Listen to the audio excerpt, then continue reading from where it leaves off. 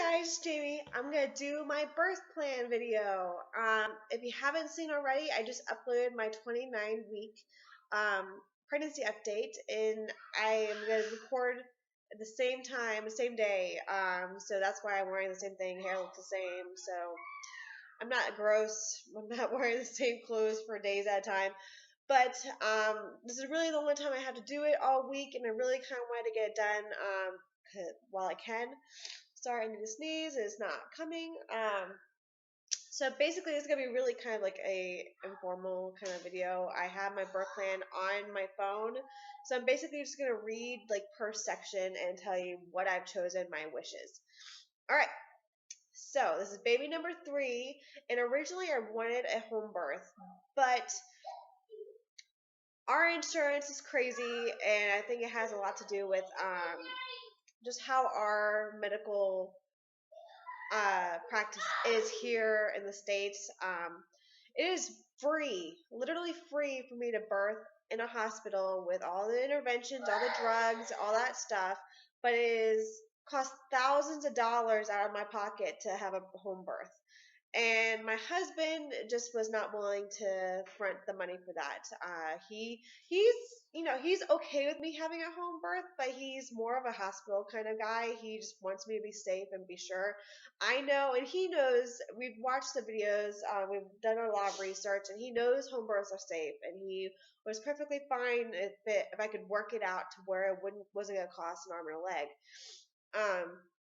But when we worked it out, even with insurance, it covers a little bit for home birth, but it still was going to be a couple $1,000s out of our pocket. And he was just like, I'm just not willing to front that money when we can have a perfectly healthy, natural birth in the hospital.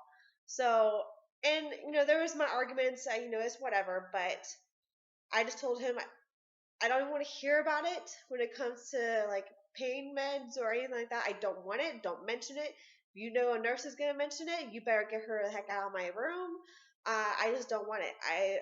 That's one of the main reasons I wanted a home birth, was not just to birth at home, which would have been amazing. But I did not even want the temptation of pain meds. Not because I want to be a superhero or anything. That's not the point. If I could have a pain-free birth without like the epidural and stuff like that, I do it.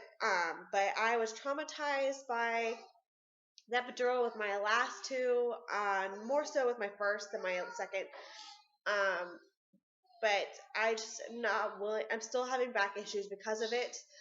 They messed it up 6 times with my son. They poked me 6 times, and then it didn't even work. So, and then I had back issues. And my daughter, they didn't mess it up, but it just didn't work properly. So I'm just not doing it, and it caused my labor to stall for her. So I was stuck at 8 centimeters for hours. So I'm just not interested in doing that. So that's the only reason really why I want to do home birth. And I wanted to do a water birth. Nowhere around here. We don't have birth centers here. We have 2 hospitals, 3 in the area within 45 minutes, and they have birthing tubs, but you're not allowed to deliver in them. So that was the only other reason why I wanted to do home birth, but it's fine. I just like, if they just, there's going to be no mention of pain meds, and if I can get a room with a birthing tub, I want it. So, okay, so for the birth plan, I'm going to go by section, and the first section is environment. And for the environment, I said I prefer a female doctor or a midwife, preferably a midwife. I prefer a private room in the hospital. I would like to have subdued lighting if possible. I would like to listen to music during my labor, and I would like to stay at home as long as possible. My plan is to do basically what I would do with Kaylee. Like, even though I didn't do it on purpose, I was just in denial that I was in labor. I want to stay at home until I cannot stand it anymore. And when I got there with Kaylee, I was like 6 or 7 centimeters. So that was the way to go. Companions. I don't want any students or other hospital staff in the room. That was the issue with Braden, is I had a student doing my epidural. Never again. I learned my lesson. I don't want any students in my room. I know it's a learning process they need to learn, but after that experience, I don't need them learning on me. I would like my partner or companions to be with me during my labor. and my family and children can visit me in the hospital. Basically, it's going to be my husband and my mother in the room. Kaylee and Brayden probably will come and visit up until delivery. My mother-in-law is coming down to watch them, so she wants to be there in the hospital, but we need somebody to watch the kids, so she's going to kind of pop in and out depending however long labor is. Fetal monitoring. I would like the baby to be monitored using a Doppler. I would like to avoid continuous or internal monitoring. I don't want to be attached to the bed. I don't want to be attached to monitors the entire time, if possible. So I prefer a Doppler, and I'd like to be able to walk around. I can't really do that with those things strapped around my belly and laying in bed. So, photos and videos. I would like to have a video shot during birth. I would like to have a video shot during labor. I would like to have pictures taken after the birth. I would like to have pictures taken during the birth. I would like to have pictures taken during labor. Basically, I want pictures of everything. Although my hospital kind of is, because it's a military hospital, they say no video or photos taken during delivery. They don't care about during labor or after the birth, but they don't want it during the pushing time. Although I plan to try to sneak in video. So, we'll see. We're going to try. Induction. It's Kaylee. Induction. If necessary, I am okay with my waters being broken to induce labor. That's the only intervention I'm really okay with at this point. That's what happened with Kaylee.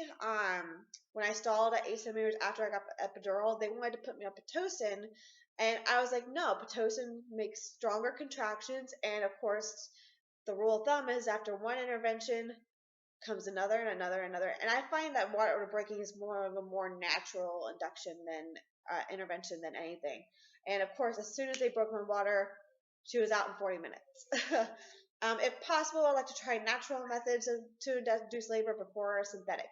So, water is breaking, and all that produces the natural hormone for Pitocin. So that's what I wanted. Pain relief. Please do not offer me pain relief unless I ask for it. And I'm telling my husband, even if I ask for it, don't give it to me. Like, I'm going to be in pain. I'm going to probably want it at some point, but I don't want it. Don't give it to me. Tearing and episiotomy. I would like to avoid any episiotomy unless it's an emergency. I would like to have directions regarding when to push or not to push as to avoid tearing. Basically, that's really just for when, like, I'm crowning and stuff like that.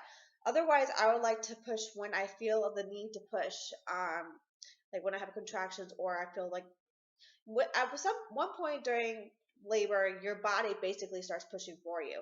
And so I really want that to be a natural thing. But to avoid tearing, I know it's supposed to be slow, but you're going to get that insane, intense need to push. So I'm going to want direction during that time. During labor, I would like to be able to move or walk around freely.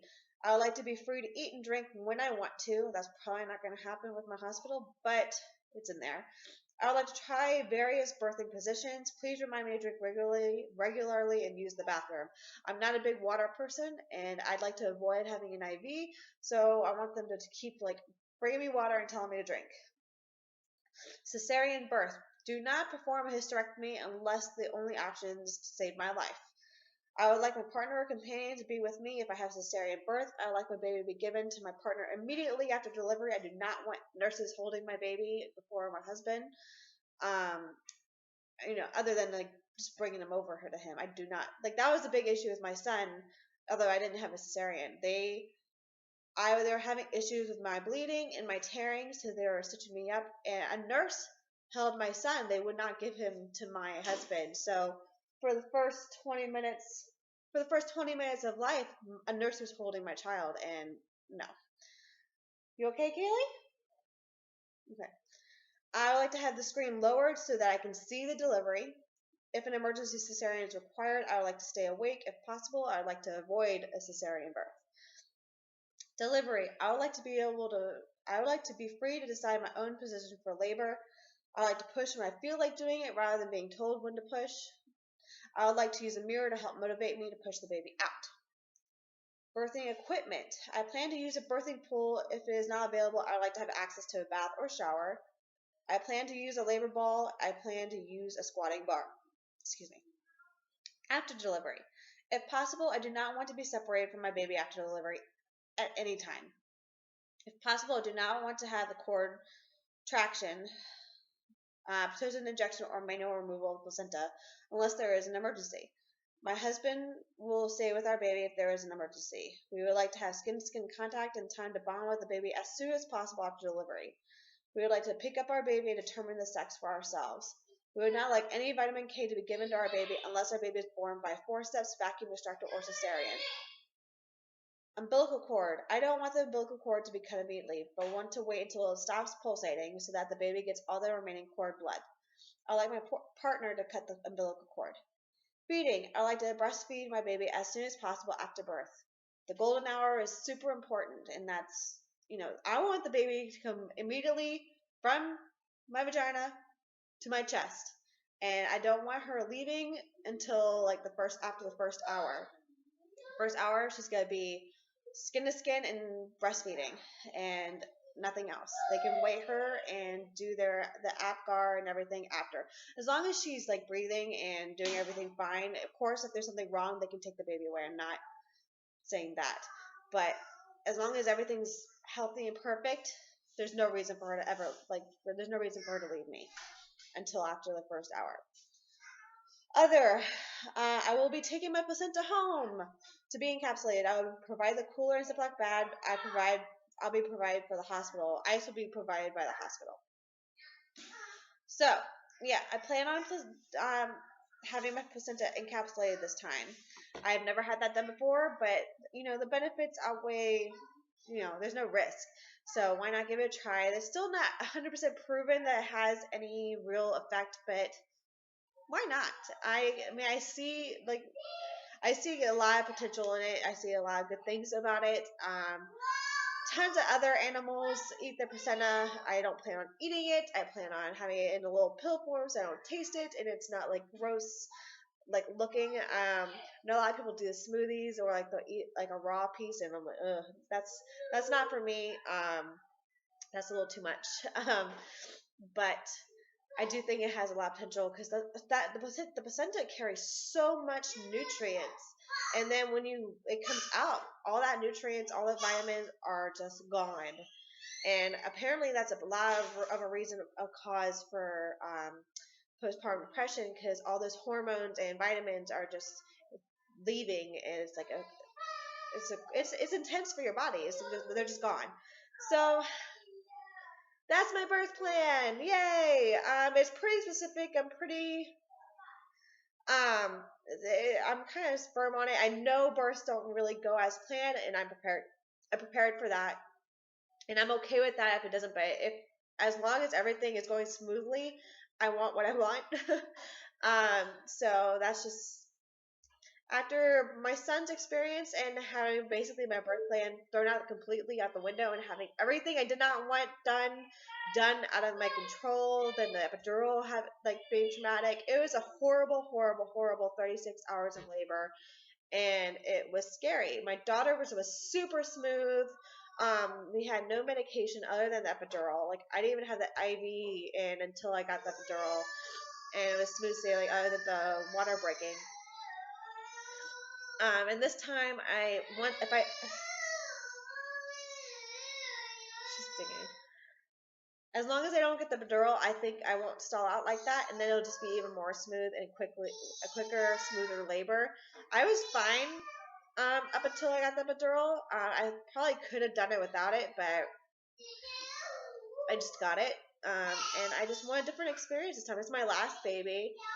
Women give birth naturally all around the world every single day. So I was like, if they can do it, I can do it. And what an intense feeling afterwards. I feel like that's the ultimate I did it moment that I will have in my life, and I'm really excited about it. So come on October, I'm ready. I'm so excited. I'm so ready. And yeah, if you have any questions, just feel free to ask and go check out my 29-week update if you haven't. And I'll talk to you guys later. Bye.